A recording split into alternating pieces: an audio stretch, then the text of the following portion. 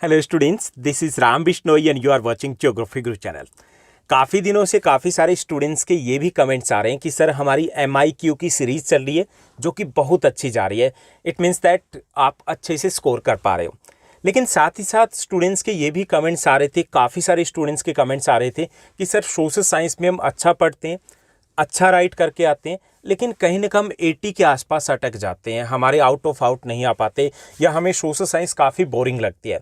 तो इसको लेकर के मैंने एक वीडियो पब्लिश किया इस वीडियो से जस्ट पहले, तो आप उस वीडियो को ज़रूर देखिएगा ताकि आप सोशल साइंस में जो भी आपको लिटिल बिट प्रॉब्लम्स आ रही है हिस्ट्री को लेकर के, या हिस्ट्री के डेट्स को लेकर के, या फिर राइटिंग स्किल्स को लेकर के, या फिर जो आंसर शीट प्रेजेंटेशन को लेकर के, तो आपकी सभी जो प्रॉब्लम्स है, इश्यूज़ है, उनको हमने वहाँ पर डिस्कस किया।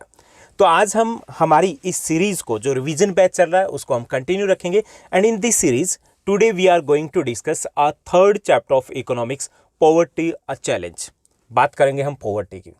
बात करने की ज़रूरत नहीं है, हम इंडिया वाले हैं और हमें पॉवर्टी बहुत अच्छे से पता है। हमारे आसपास हमें पॉवर्टी दिखाई देती है, गरीबी दिखाई देती है, गरीब लोग दिखाई देते हैं। 30 करोड़ का मतलब होता है USA की पॉपुलेशन के इक्वल लोग हैं हमारे यहाँ पे बिलो पॉवर्टी लाइन रहते हैं। Below poverty line means that they are unable to get the 2 square meals. 2 वक्त का खाना नहीं मिलता उनको। पिछले दिनों मैं एक रिक्शा चालक से मिला था, रिक्शा वाले से मिला था, और काफ़ी देर तक खुद को रोके रखा। फिर मैंने पूछ लिया, जिसके पैर पर चोट लगी हुई थी, पट्टी बंधी हुई थी, तो उन्हें पूछा कि आपके पैर पे चोट लगी हुई है तो आप रिक्शा चला लेते हो? तो उसने कहा कि बिटुआ, रिक्शा है वो पेट से चलता है, पैर से नहीं चलता। पेट की आग है, इसलिए मेहनत करनी पड़ रही है। तो हमारे यहाँ पे 30 करोड़ के आसपास ऐसे लोग हैं जो BPL फैमिलीज़ में आते हैं, बिलो पॉवर्टी लाइन आते हैं, जिनके लिए 2 वक्त का खाना जुटाना भी एक मुश्किल बात है, एक चुनौती होती है, एक टास्क होता है, चैलेंज होता है। बाकी चीज़ें वो बाद में सोचते हैं। तो यहाँ पर उसी पॉवर्टी की बात की गई है कि पॉवर्टी मीन्स पॉवर्टी के कॉजेज़ क्या हैं, एंड पॉवर्टी को कैलकुलेट कैसे करते हैं, एंड गवर्नमेंट क्या कर रही है। यहाँ पर सम स्टेप्स की बात करेंगे जो गवर्नमेंट अभी कोशिश करी है, ट्राई करी है कि पॉवर्टी को कैसे एलिमिनेट किया जाए। Let's begin. आज के सेशन में सबसे पहले we are going to discuss the 1 marks question, जो हम हर बार डिस्कस करते हैं। After that we will discuss the short and the long answer type questions. Let's begin. As it is visible on your screen, जैसा कि देख पा रहे हैं ये हमारे 1 मार्क्स के क्वेश्चंस। तो पहला जो हमारा क्वेश्चन रहेगा, व्हाट इज़ पॉवर्टी? ये पॉवर्टी होती क्या है? The condition in which a person cannot fulfill basic needs like food, clothes, house for his life is called poverty। यानी एक ऐसी कंडीशन जिसमें एक आदमी अपने लिए रोटी कपड़े मकान का जुगाड़ न कर पाए, तो उसे हम पॉवर्टी बोलते हैं। सो पॉवर्टी क्या है? The condition in which a person is unable to fulfil his basic needs is called poverty. आप सिंपल लैंग्वेज में लिख सकते हो कि this is a condition in which any person is unable to fulfill his basic needs, that is known as poverty। उसे हम गरीबी कहते हैं। Now let's move to the second question। Second जो मोस्ट इंपॉर्टेंट क्वेश्चन में काफ़ी बार repeat हुआ ये question, give 1 reason for poverty in India. काफ़ी सारे कारण है पॉवर्टी के। तो यहाँ पे large size of family and uneven distribution of the resources, illiteracy, काफ़ी सारे कारण है। कोई एक आपको रीजन यहाँ पे मेंशन करना, तो वी हैव मेंशन इलिटरेसी, अनपढ़ता। अनपढ़ता का मतलब हमारे यहाँ पे अगर हम बात करें डेटा की, तो उसके अकॉर्डिंग 74% लिटरेसी रेट है, लेकिन आपको भी पता है कि उसमें से एक्चुअल में कितने पढ़े हुए, क्वालिटी एजुकेशन कितनी है। Okay, now let's move to the third question जो मोस्ट इंपॉर्टेंट में रहेगा इस चैप्टर में से। How many people in India are living in poverty? कितने लोग हैं जो गरीबी में रह रहे हैं? BPL यानी बिलो पॉवर्टी लाइन है। Near about 26%। 2001 के डेटा दिए गए आपकी NCERT बुक में, तो उसी के अकॉर्डिंग हमने मेंशन किया। So near about 26% people in India are living below poverty lines. 26% means near about 30 crore के आसपास लोग हो जाते हैं। Now let's move to the fourth question जो मोस्ट इंपॉर्टेंट में रहेगा इस चैप्टर से। According to the World Bank, what is economic poverty? World Bank के अकॉर्डिंग बताना है कि वर्ल्ड बैंक कैसे मानता है कि इकोनॉमिक पॉवर्टी क्या है। तो according to the World Bank, जो लेटेस्ट मैंने 2020 की डेफिनेशन दी है, spending less than $1.90 per day is, it means that person is living below the poverty line. यानी कि यहाँ पे क्या, spending less than $1.90 per day is considered as a poor condition. यानी कि कोई भी व्यक्ति है वो $1.90 अगर पर डे स्पेंड करा, $1.90 का मतलब अगर हम मोटे तौर पे लें तो 130 रुपीज़ के आसपास है। अगर एक व्यक्ति 130 रुपये से कम में गुजारा करता है पर डे, ओके, 10 डेज़ के कितने हो गए, 1300 हो गए, और 1 मंथ के कितने हो गए, नियर अबाउट 4000 लगा लीजिए कि अगर कोई व्यक्ति 4000 से कम में गुजारा कर रहा है, it means that that person is below the poverty line. तो ये डेफिनेशन है, हमें 4000 नहीं लिखना, we have to mention in dollars because जो वर्ल्ड बैंक की डेफिनेशन है वो डॉलर्स के अकॉर्डिंग है। So if a person is spending less than $1.90 per day is considered a poor person, उसे गरीब मानता है World Bank. Now let's move to the जो फिफ्थ क्वेश्चन है हमारा, question number 5, what is poverty line. Poverty line आपने बहुत बार सुना होगा, BPL family, below poverty line, APL family, above poverty line. तो ये बीपीएल, एपीएल, ये लाइन कहाँ से आ गई, चलिए देखते हैं। A person is considered poor if his और हर इनकम और कंजप्शन लेवल। एक पर्सन को गरीब कब माना जाता है, जब उसकी इनकम या फिर उसका कंजप्शन लेवल की बात हम आगे करने वाले हैं, वो एक गिवन मिनिमम लेवल है उससे नीचे आ जाए। एक लाइन सेट की हुई है कि इससे नीचे है तो उसको हम बीपीएल में लेंगे, उससे ऊपर है तो हम एपीएल में लेंगे। तो अगर if a person is considered poor if his और हर इनकम और consumption level falls below a given minimum level necessary to fulfil the basic needs, यानी कि एक लेवल सेट कर लिया, उस लेवल के अकॉर्डिंग अगर कोई व्यक्ति उस लेवल से नीचे खर्च कर रहा है, ओके, तो उसको बीपीएल माना जाता है। उससे ऊपर खर्च कर रहा है तो उसको एपीएल माना जाएगा, अबव पॉवर्टी लाइन, यानी कि वो ओके है, ओके। तो इस मिनिमम लेवल को पॉवर्टी लाइन कहा जाता है, ओके। अब ये पॉवर्टी लाइन में मिनिमम लेवल कितना, we are going to discuss in the 3 marks, इसलिए हम यहाँ पे टाइम वेस्टेज नहीं करेंगे। Now let's move to the 6th question, जो हमारा 6th क्वेश्चन बनेगा, how many scheduled tribe and scheduled caste people in India are below the poverty line. कितने एससी के और कितने एसटी के लोग हैं जो बीपीएल में है। सो एसटी की बात करें 51% ST scheduled tribe people and 43% scheduled caste people are living below the poverty line, यानी बीपीएल फैमिलीज में शामिल होते हैं, यानी यहाँ पर जो पॉवर्टी है वो कुछ ज़्यादा है। Now let's move to the 7th question, according to the figure of 2000 and 2001 what is the ratio of poverty in Odisha and Bihar. Bihar और उड़ीसा में पॉवर्टी का रेशो कितना है यह हमें बताना है। So 47% poverty was there in Odisha and 42% poverty was there in Bihar. तो ये आपकी एनसीईआरटी के अकॉर्डिंग लिए गए जो पूरे स्टेट है according to the NCERT book. लेकिन करंट की बात की जाए, Chhattisgarh is the poorer state of India with 39% poverty ratio and Jharkhand is on the second position with the 36% poverty ratio. लेकिन हमें बुक के अकॉर्डिंग करना है तो Orissa and the Bihar are the 2 most poorest state of our country. Now let's move to the 8th question की बात करेंगे, जो हमारा 8th क्वेश्चन दिया गया, when was the national rural employment guarantee act NREGA passed. NREGA नाम बहुत बार सुना होगा, इसको एमजी नरेगा भी बोला जाता है, Mahatma Gandhi national rural employment guarantee act, okay. आपको हो सकता है कि जो अगर आप अर्बन एरिया में रह रहे हैं तो उनको उतना ज़्यादा पता नहीं होगा, रूरल एरिया में लोगों को इस प्रोग्राम के तहत उनको एम्प्लॉयमेंट दिया जाता है। सो नरेगा और द मनरेगा भी बोला जाता है और it is also known as the MG NREGA. ये कब पास हुआ था? So it was passed in 2005 में इसको पास किया गया था। क्या है ये हम आगे डिस्कस करने वाले हैं। 9th question, when was the food for work programme launched. Food for work programme है, इसको कब लॉन्च किया गया था? So it was launched in 2004। ये 2004 में लॉन्च किया गया था। This one is also very important programme launched by the government to reduce the poverty. गरीबी को कम करने के लिए ये दोनों ही प्रोग्राम लॉन्च किए गए थे गवर्नमेंट के द्वारा। Now let's move to the 10th question, how many calories of food is required by a person living in rural and urban areas in India. जैसे हमने ऊपर बात की थी, आगे भी बात करने वाले हैं कि पॉवर्टी का जो एस्टिमेशन है वो 2 वे से होता है। एक तो इनकम के बेस पर कि कितनी इनकम है, अगर उस इनकम से कम है तो उसको बीपीएल माना जाएगा, उस इनकम से अबोव है तो उसको एपीएल माना जाएगा।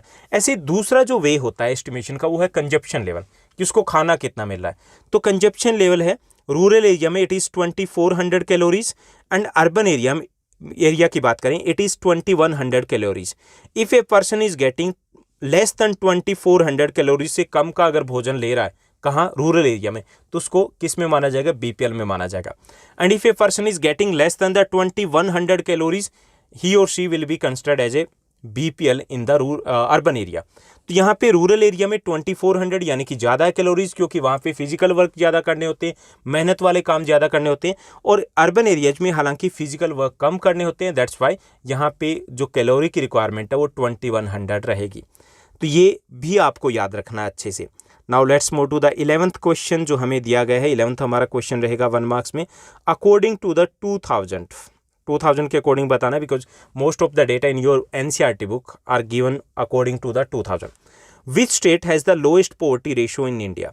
इंडिया में कौन सा स्टेट है जहां पर सबसे कम बीपीएल है? अकॉर्डिंग टू 2000 की बात करें, इट वॉज जम्मू कश्मीर, जिसमें ओनली 3.2% बिलो पोवर्टी लोग थे। अगर हम करंट की बात करें, क्योंकि Jammu and Kashmir is now A union territory, current की बात करें, 2021 की बात करें, Goa is the state having the lowest poverty ratio. यहाँ पर जस्ट 5% यहाँ पर बीपीएल फैमिलीज रह रहे हैं, बीपीएल लोग रह रहे हैं यहाँ पर। Now let's move to the 12th question जो 1 मार्क्स में बनेगा। Which state of India has the highest poverty? According to the 2001 के अकॉर्डिंग हमें बताना है। So Orissa and Bihar are the 2 states having the highest poverty. अभी छत्तीसगढ़ और झारखंड आ जाते हैं, तो काफ़ी सारी कन्फ्यूजन है इस चैप्टर में, लेकिन आपको बुक के अकॉर्डिंग करना है। ओके, लेटेस्ट के अकॉर्डिंग तो मैं इसलिए बता रहा हूँ कि अप टू डेट आपको रहना है। Okay, so Orissa and Bihar are the 2 states having the highest poverty ratio in India according to the 2001। 13th हमारा क्वेश्चन है, ये बहुत बार रिपीट हुआ, सबसे ज़्यादा इस चैप्टर में से रिपीट हुआ आपके 1 मार्क्स में। यह है, who estimates the poverty line in India? India में पोवर्टी लाइन है, उसका एस्टिमेशन कौन करता है? So it is the national sample survey organisation, NSSO है जो पोवर्टी लाइन है उसका एस्टिमेशन करता है। ये टास्क है NSSO का है, नेशनल सैंपल सर्वे ऑर्गेनाइजेशन का है। Now let's move to the 14th question जो 1 मार्क्स में बनता है इस चैप्टर से। NREGA guarantees a person at least how many days of employment in a year? NREGA जिसके ऊपर बात की थी, मनरेगा भी कहा जाता है, MG नरेगा भी कहा जाता है। तो ये एक व्यक्ति को एक वर्ष में कितने दिनों का काम देने की गारंटी देता है? So it provides a guarantee to give employment to minimum 100 days. 100 days का एम्प्लॉयमेंट दिया जाता है रूरल एरियाज में, 1 पर्सन पर फैमिली। ओके, सो ये थे हमारे 1 मार्क्स के क्वेश्चन जो इस चैप्टर से रिलेटेड है, मोस्ट इंपॉर्टेंट है, आपके एग्जाम में रिपीट होते रहे और आगे भी रिपीट होते रहेंगे। Now let's move to the second segment जिसमें हम डिस्कस करेंगे short answer type questions. It means that these are going to be asked for 3 marks. इसमें हमारा जो फर्स्ट क्वेश्चन है that is very important one, और most of the help books जिसमें से आपने रीड किया या फिर स्पोर्ट मटेरियल भी रीड किया तो वहाँ पर इसका आंसर सही नहीं दिया गया। ये क्वेश्चन है हमारा, who are the poorest among the poor and why? गरीबों में भी गरीब कौन है, निर्धनों में भी निर्धन कौन है और क्यों है? तो यहाँ पर poorest among the poor, poor कौन है? SC, ST, agriculture labourers and casual workers of urban area, ये क्या, ये पुअर में आते हैं, क्योंकि सबसे ज़्यादा जो परसेंटेज है वो SC, ST, एग्रीकल्चर लेबरर्स और जो कैजुअल लेबर है, कैजुअल वर्कर्स है अर्बन एरिया में, वो है सबसे ज़्यादा गरीब। उनमें भी गरीब कौन है, ये क्वेश्चन पूछा जा रहा है और क्यों है? So women, children specially girls and the aged are the poorest among the poor. यानी कि महिलाएं हैं, वीमेन हैं, बच्चे हैं और बच्चों में स्पेशली जो गर्ल्स हैं और जो एज्ड यानी कि जो वृद्ध हैं, these are the poorest among the poor. इनमें से भी सबसे ज़्यादा गरीबी है। They have no source of income, इनकी कोई अपना इनकम का सोर्स नहीं है, and they depend on other people of the family, other family members for their needs. अपनी नीड्स के लिए वो फैमिली के अदर मेम्बर्स के ऊपर, नीड के लिए उनके ऊपर वो डिपेंड करते हैं, तो इसलिए इनको पुअरेस्ट अमंग द पुअर कहा जाता है। Okay, now let's move to the second question जो हमारा सेकंड क्वेश्चन बनेगा 3 मार्क्स में। How is the poverty line estimated in India? India में पॉवर्टी लाइन है उसको कैसे एस्टिमेट किया जाता है? एस्टिमेट मतलब कौन डिसाइड करता है कि पॉवर्टी लाइन ये होगी कि इससे इनकम वाले, अबोव इनकम वाले को हम APL में काउंट करेंगे, अबोव पॉवर्टी लाइन में काउंट करेंगे, इससे नीचे वाले को हम BPL मानेंगे, तो ये कैसे डिसाइड होता है? While estimating the poverty line in India, the food, clothing, shoes, fuel, education, medical requirements are considered.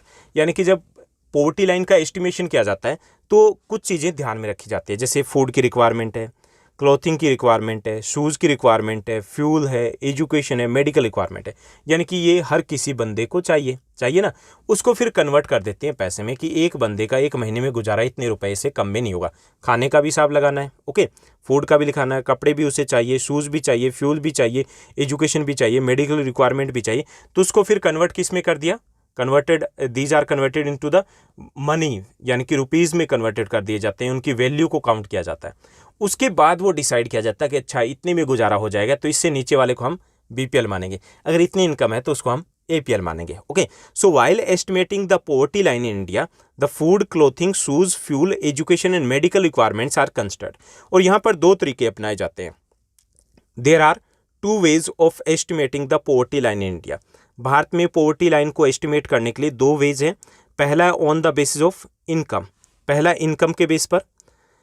Income के बेस पर करंटली हम बात करें 2021 की बात करें, एज पर जो नीति कमीशन है, NITI कमीशन है, उसके according 1059 rupees per month for rural area and ₹1286 per month for the urban area. ये मिनिमम बेसिक लेवल है।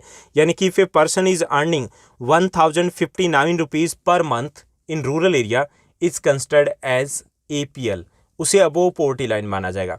अगर एक व्यक्ति रूरल एरिया में इससे कम अर्न कर रहा है तो उसको माना जाएगा BPL में। Okay, and in urban area, क्योंकि वहाँ पे कुछ महंगाई ज़्यादा होती है, so if A person is earning less than 1286 rupees per month is considered BPL, उससे अगर कम कमा रहा है तो उसको BPL माना जाएगा। ओके, यानी कि अगर यहाँ पर 5 मेंबर की फैमिली है तो 5 मेंबर की फैमिली में कितना होगा, 5000 हो गए, और प्लस 6 आप 5300 रुपीज़ अगर कोई 5 मेंबर की फैमिली में एक पर्सन कमा रहा है तो उसको ये माना जाता है कि ये BPL में नहीं है, गरीबी में नहीं आएगा।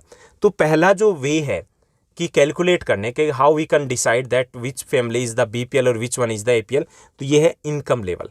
Second one is depending on the consumption level. दूसरा है कंजप्शन लेवल के बेस पर के भी डिसाइड किया जाता है कि विच वन इज द BPL और which one is the APL। तो इसमें है रूरल एरिया में 2400 कैलोरीज चाहिए फूड की, और यहाँ पर अर्बन एरिया में इट इज़ 2100 कैलोरीज। ये कंजप्शन लेवल भी चेक किया जाता है। अगर इससे नीचे है कंजप्शन लेवल तो भी उन फैमिलीज़ को, उन पर्सनस को BPL में काउंट करेंगे। तो ये है कि कैसे कैलकुलेट किया जाता है और किन चीज़ों को हमें ध्यान में रखना होता है। Now let's move to the next question जो हमारा 3 मार्क्स में बनेगा। Describe the trends of poverty in India since 1973। ये भी बहुत इंपॉर्टेंट क्वेश्चन है। हमें बताना है कि 1973 के बाद पॉवर्टी का इंडिया में क्या हुआ, ऊपर गई नीचे गई, ऊपर गई नीचे गई, क्या हुआ है, कहाँ है poverty. So poverty in India was around 55% इन 1973। पहला पॉइंट हम ये लिखेंगे, 1973 में कितनी थी, इट वॉज 55%, यानी आधी दुनिया हमारी देश की गरीबी में थी उस वक्त। Which was decrease to 36% in the year 1993 में ये डिक्रीज होकर के रह गई 36%। It means that we did well, हमने अच्छा किया। In 2000 it also decrease, it again decrease and it came to 26%, और 2000 में ये और ज़्यादा कम होकर के 26% पे आ गई। So if the trend continues, people below the poverty line may reduce to less than 15% in the next few years. और ये जो ट्रेंड है पॉजिटिव ट्रेंड जा रहा है। Positive trend means the poverty is decreasing in our country. अगर ये trend continue रहा तो कुछ सालों में 15% से भी कम हमारे यहाँ पे पॉवर्टी रहेगी। तो ये हमें ट्रेंड्स बताने की क्या रहा है। 1973 55%, 1993 36%, 2000 26%. So trend is showing that the poverty in India is decreasing, कम हो रही है। Now let's move to the fourth question जो 3 marks में हमारा, explain the interstate disparities of poverty in India। हमें बताना है interstate disparities, बताना है कि इंटरस्टेट यानी कि राज्य के अकॉर्डिंग, स्टेट के अकॉर्डिंग ये जो पॉवर्टी है वो इक्वल नहीं है। ऐसा नहीं है कि सभी में 26% है। सम आर डूइंग वेल, वहाँ पे पॉवर्टी काफ़ी कम है, और कुछ ऐसे भी स्टेट्स हैं जहाँ पे पॉवर्टी है नेशनल एवरेज से अबव है। तुम्हें वो बताना है, ओके, एग्जांपल्स दे करके एक्सप्लेन करना है कि कैसे यहाँ पर जो पॉवर्टी है उसमें इंटरस्टेट डिस्पार्टीज है। ओके, तो सबसे पहले different states of India have different poverty levels. हमारे अलग अलग स्टेट्स हैं, वहाँ पर पॉवर्टी का लेवल भी डिफरेंट है। 26% of people in India are the below the poverty lines यानी कि BPL में आते हैं 26%। लेकिन it is not equal to all the states, there is a different level of poverty in different states. लेकिन सब स्टेट्स में एक जैसा नहीं है, 26% नहीं है, कुछ में कम है कुछ में ज़्यादा है। 42% people in Bihar and 47% people in Orissa according to year 2000 are below the poverty line. These are the most poorest state of India according to the 2000 data. इसके साथ साथ Madhya Pradesh, UP, West Bengal, Chhattisgarh, Jharkhand, these are the other states which are having the high ratio of poverty, जहाँ पर poverty बहुत ज़्यादा है। दूसरी तरफ कुछ ऐसे स्टेट हैं जहाँ पे पोवर्टी कम है।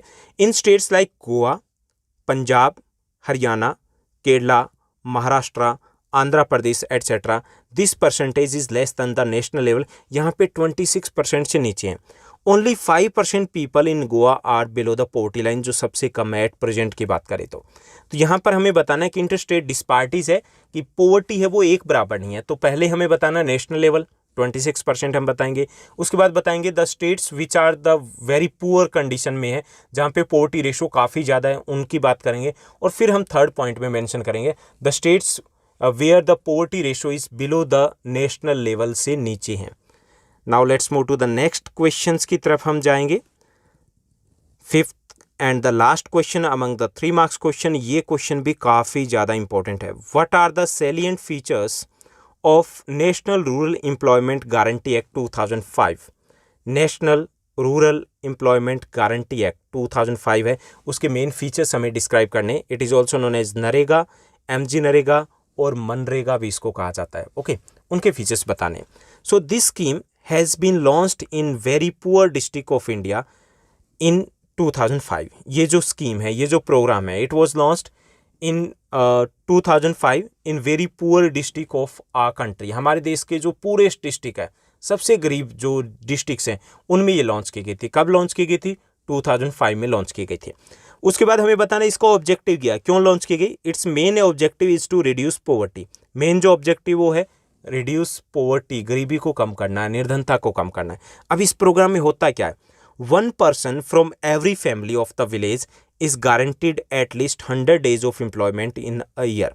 और इस प्रोग्राम के तहत गाँव में, स्पेशली रूरल एरिया में, 1 person है, at least 1 person from 1 family of the village is guaranteed at least 100 days of employment in a year. यानी कि एक व्यक्ति को 100 दिन के काम की गारंटी दी जाती है कि भाई गवर्नमेंट देगी, 100 days का काम देगी। ओके, तभी तो गरीबी कम होगी ना। 1/3 of the work is reserve for women, और उसमें से 1/3 जो वर्क है, 33% जो वर्क है, इज रिजर्व फॉर वीमेन के लिए रिजर्व है। इस जो मनरेगा की बात करें, unemployment allowance is given to the given if the government fails to provide the work. और अगर गवर्नमेंट 100 days का वर्क ना दे पाए तब क्या होता है, उनको अनएम्प्लॉयमेंट अलाउंसेस दिए जाते हैं। ओके, सो 100 days मतलब 100 days की गारंटी दी जाती है। So this programme was launched in 2005 में लॉन्च किया गया था। कहाँ लॉन्च किया गया था? Among the purest districts of the country, जो सबसे गरीब, हमारे निर्धन जो पूरेस्ट डिस्ट्रिक्ट है, वहाँ पे लॉन्च किया गया था। Main aim of this programme is to reduce the poverty, गरीबी को कम करना है। Under this programme the guarantee of 100 days work is given to every household, at least 1 person from the every household in rural area. 100 दिन के काम की guarantee दी जाती है। And 1/3 jobs are reserve for the women, और उसमें से 1/3 है वो वीमेन के लिए रिजर्व है। If government fails to provide the work then the unemployment allowances are given. अगर गवर्नमेंट काम नहीं दे पाती तो उनको भत्ते दिए जाएंगे, अनएम्प्लॉयमेंट अलाउंसेज दिए जाएंगे। तो ये है NREGA, MG NREGA, MNREGA. Now let's move to the third segment, जिसमें हम बात करेंगे लॉन्ग आंसर टाइप क्वेश्चन की। इसमें जो हमारे क्वेश्चन, एक क्वेश्चन हम डिस्कस करेंगे, सेकंड क्वेश्चन जो लगभग ऑलमोस्ट हर बार आपके एनुअल एग्जाम में रहा है। फर्स्ट जो लॉन्ग आंसर टाइप क्वेश्चन में हमारा बनेगा, what are the main reasons for the India's economic backwardness. Economic backwardness की बात आती है, 30 करोड़ अगर जिस देश में गरीब रहते हो तो सोच लीजिए कि हम पिछड़े हुए हैं। तो यहाँ पर इकोनॉमिक बैकवर्डनेस के कारण क्या रहे हैं, कि हम इतना पीछे कैसे रह गए हैं, तो उसके कारण क्या, ये हमें बताना है कि what are the reasons behind the economic backwardness of India. कि हम USA की बात करें या फिर यूरोपियन कंट्रीज है, उनकी बराबरी पे क्यों नहीं है। So first reason is the colonial exploitation. We were colony of Britain for the 200 years, more than 200 years हम ब्रिटेन की कॉलोनी थी। वो यहाँ क्यों आए थे? They just came here to use और टू एक्सप्लॉइट आवर रिसोर्सेज, अपने रिसोर्सेज को यूज़ करने आए थे फॉर देयर ओन बेनिफिट। तो वहाँ पर उन्होंने इस प्रकार का इंफ्रास्ट्रक्चर डेवलप नहीं किया। They did nothing for India, हमारे लिए कुछ भी नहीं किया। So due to that period we remain backward. Even during that period जो हमारी कोटेज स्मॉल स्केल इंडस्ट्रीज थी, दीज वर डिस्ट्रॉयड, वो भी डिस्ट्रॉय हो चुकी थी, ख़त्म हो गई थी। So this colonial period is responsible for our economic backwardness, और this one is the most important reason behind our economic backwardness का एक बड़ा कारण ये है। Second, industrial backwardness. Still, even after the more than 70 years of our independence, आज भी हमारे यहाँ पे इंडस्ट्रियल डेवलपमेंट उस लेवल का नहीं हो पाया। Industries are there and they are confined to some areas, कुछ एरियाज में है ये। So this one is also the one of the reason behind ah economic backwardness, क्योंकि हम आगे जा ही नहीं पाए, इंडस्ट्रियल डेवलपमेंट नहीं हो पाया due to the lack of the proper government policies के कारण। Third one is the illiteracy. 74% literacy rate was there according to 2011 census के अकॉर्डिंग था। अभी 74% दैट इंक्लूड जो 5th पास है, जो आपके साथ 8 तक पहुँचे थे, आपको भी पता है किस टाइप के बच्चे पहुँच गए होंगे जिन्होंने पढ़ने पे फोकस नहीं दिया है, तो वो भी उसमें इंक्लूड हैं। तो ये देखिए कि यहाँ पर अगर हम क्वालिटी एजुकेशन की बात करें, just 20% people in India are having the quality education. तो ये जो इलिटरेसी है, that is also the main cause of India's economic backwardness, because सभी जो हम हैं, we are the human resources, we can contribute in ah country's economic growth में, हम कंट्रीब्यूट कर सकते हैं, but we are not having that type of the education नहीं है ज़्यादातर लोगों के पास, तो इसके कारण हम वो कंट्रीब्यूट नहीं कर पा रहे हैं। This is the wastage of human resources. तो ये भी एक बड़ा कारण बन जाता है हमारे इकोनॉमिक बैकवर्डनेस का। Fourth one is backwardness of agriculture. 60% of India's population is engaged और depending on agriculture, but agriculture is in a serious condition. बेचारी बीमार है, खुद बीमार है, तो कहाँ पर काम देगी लोगों को? जस्ट एग्रीकल्चर, उसमें 30% लोग हैं, उनकी रिक्वायरमेंट है, and 60% are there. It means that these 30% are facing the hidden unemployment की सिचुएशन में। तो अगर ये भी एक बड़ा कारण होता है कि that Indian agriculture system is not in that way, उस वे में नहीं है, मॉडर्नाइज नहीं है। अगर इसको कमर्शलाइज कर दें हम, तो शायद ये इस प्रॉब्लम को हम सॉर्ट आउट कर सकते हैं। Fifth one is the population growth. India's population according to the 2011 census की बात करें तो 121 करोड़ के आसपास थी। अब 130 करोड़ के आसपास लगा लीजिए। 130 करोड़ बहुत ज़्यादा पॉपुलेशन है। We are doing a lot of things for the development of the country, लेकिन उसको ये पॉपुलेशन खा जाती है। एक बड़ा कारण यहाँ पर ये भी बनता है कि इसके कारण भी हम पीछे रह गए। We are doing in the positive way में हम कुछ कर रहे हैं, डेवलपमेंट के लिए कोशिश करें, गवर्नमेंट इज़ ऑल्सो डूइंग, लेकिन जो पॉपुलेशन वो इतनी तेज़ी से बढ़ रही है कि सब कुछ वो शॉर्टेज ही रहती है उन चीज़ों की। तो ये बड़े कारण होते हैं जिनको थोड़ा सा आपको एक्सप्लेन करना है कि what are the main reasons behind the economic backwardness of India. Now let's move to the second question and the most and very most important question of this chapter. अगर मोस्ट में से most important question की बात की जाए तो ये second question बनता है, give the major reason for poverty in India. Backwardness से रिलेटेड है, हम पिछड़े हुए हैं, वही पॉवर्टी के कारण है। तो वही पॉइंट्स हमारे रिपीट होने वाले हैं कि यहाँ पे इतनी ज़्यादा जो पॉवर्टी है, 30 करोड़ के आसपास जो लोग हैं वो बिलो पॉवर्टी लाइन आते हैं। तो उसके कारण क्या है? पहला, पॉपुलेशन ग्रोथ 130 करोड़ के आसपास है, near about 130 crore. That is we are lagging behind the China just, और अगर ऐसे ही हालात रहे तो जल्दी हम चाइना को पीछे छोड़ देंगे। बट इसमें हमें पहले आने पे जो हम प्राउड फील करते हैं, वो प्राउड फील नहीं होना चाहिए। ये हमारे लिए एक समस्या है, whether it is the problem of crime, whether it is the issue of the traffic jams, pollution, कुछ भी जो समस्या है वो कहीं ना कहीं पॉपुलेशन से जुड़ी हुई है। We tried a lot. 1973-74 में हमने वहाँ से ट्राई करना शुरू किया था। हमने एक स्लोगन दिया था, एक नारा दिया था, हम दो हमारे दो। लास्ट मंथ ही मैंने देखा था, ओला में बैठा था और साइड में एक ट्रक रेड लाइट पे खड़ा होता, उसके ऊपर लिखा हुआ था हम दो हमारे दो। उसके नीचे लिखा हुआ था चिंकी पिंकी सोनू अन्नू ते मन्नू दी गड्डी। भाई 5 के नाम आ गए थे, 1-2 छूट भी गया हुआ। तो हम उसको सीरियसली नहीं लिया और उसके कारण पॉपुलेशन वो बढ़ती जा रही है। Government is trying their best एक भी रूट के ऊपर वो हर साल हम बात करें तो 3 बसेस दे रही है, लेकिन जो पैसेंजर्स है वो 6 के बढ़ जाते हैं, डबल हो जाते हैं। तो यहाँ पर population growth is the main reason behind the poverty, क्योंकि रिसोर्सेज वो कम होते जा रहे हैं, the population is increasing day by day. And this problem is related with, अगर हम छोटे लेवल पे देखें तो हर फैमिली के साथ जुड़ी है। पुअर कौन है? Having the large size of family, जिनका परिवार बड़ा है वही गरीब हैं, और वो वहाँ से बाहर नहीं निकल पाएंगे जब तक फैमिली का साइज छोटा नहीं होगा। बिकॉज जो इलिटरेसी के कारण people are thinking that large size of family, यानी कि ज़्यादा परिवार में मेंबर मतलब ज़्यादा कमाने वाले। ना भाई, ऐसा नहीं है। ज़्यादा मेंबर मतलब ज़्यादा पेट, मतलब ज़्यादा खाने वाले। तो यहाँ पर पॉपुलेशन ग्रोथ है, that is the main reason behind the poverty in India. Second one is the uneven distribution of land. 60% population जो इंडिया की वो एग्रीकल्चर पे डिपेंड करती है, but the land is not distributed evenly in our country. काफ़ी सारे लोग हैं जो लैंडलेस है, they are not having the land. तो वहाँ पर लैंड है एटलीस्ट उनके पास, वो बीपीएल में तो नहीं आ रहे, वो सर्वाइव तो कर पा रहे हैं। तो ये भी एक बड़ा कारण है कि जो लैंड है या अदर रिसोर्सेज है वो अनइवनली डिस्ट्रीब्यूटेड है, and that's why the people, some peoples are there, they are not having any means of their survival, means of income. उनके पास कोई साधन नहीं है कि वो इनकम कैसे करें, कैसे वो गुजारा करें। Third one is the unemployment. As the population is growing, unemployment है वो बढ़ता जा रहा है। Educated unemployment is there in the urban areas की बात करें, पढ़े लिखे हैं, डिग्रियां हैं, बीए, बीकॉम है, बीएससी है, एमकॉम, एमएससी है, सब कुछ है, काम नहीं मिल रहा, लाइन में लग गए। Same is there in rural area too. So जब अगर इनकम ही नहीं है तो भाई बीपीएल फैमिली से अब एपीएल में कैसे जंप मारेंगे? कोई जादू थोड़ी करना है।